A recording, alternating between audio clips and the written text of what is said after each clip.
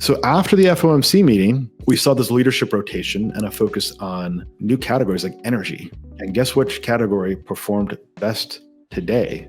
It's energy. It used to be that when tech stocks dropped, bonds would go up. You got diversification. Today, there's no diversification. Tech stocks drop and bonds drop. The whole point of bonds was to diversify your portfolio. Well, guess what went up was energy. Energy are the new bonds. Unpack that a little bit more, because we talked a little bit earlier about energy rising with some of these infrastructure AI opportunities.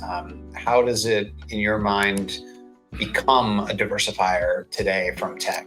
So for causal reasons, I would say a few things. It's a very profound question you're asking there. One is energy offers the most earnings yield, the most value out of all of the sectors within the stock market. If you look at the PE ratios or price to cash flow, it's the cheapest sector. So it's the exact opposite of technology in that sense, which is at the 95th percentile evaluation. Okay. Two, they're throwing off dividends and cash flow. They've got clean balance sheets. Bonds throw off coupon. So they do have this bond-like characteristic, but the difference is that energy companies compound and grow in value if they're well run and well managed, like a business. So that dividend increases over time, unlike a bond where you've got that fixed contractual payment. It does not increase over time. In fact, inflation erodes that value over time. Mm-hmm. And if interest rates go higher, like they are today, then the value of that bond declines in value.